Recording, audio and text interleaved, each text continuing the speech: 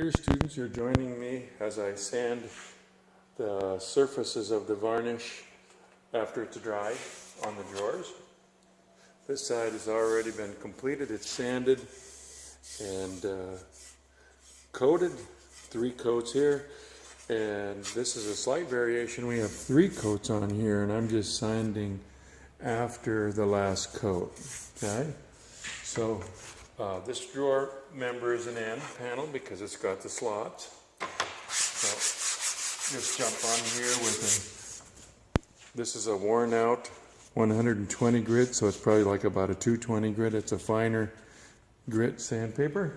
And we just take the little burrs off of it. This one's not been sanded, and there is quite a difference. Perhaps you can hear this.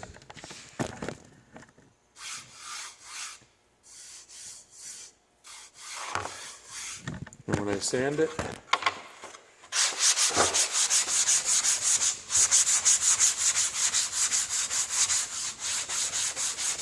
there should be a noticeable difference then. Great, I didn't get that. So here you can see quite a bit different sounding than this one.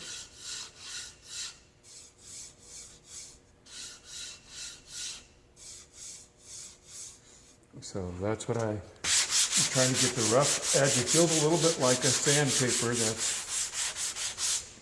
that I'm rubbing my hands across. So listen again.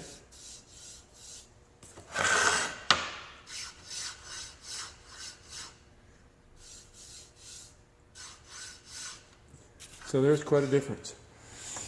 And then the next step, blow these off, and we can start cutting the bottom panels and assembling the drawers. We have these left to go through. Doesn't take a lot of time, but it does. It's a step you need to take. If I were to varnish over this again, I'd blow the dust off of these and varnish once more, but they don't need it in this instance.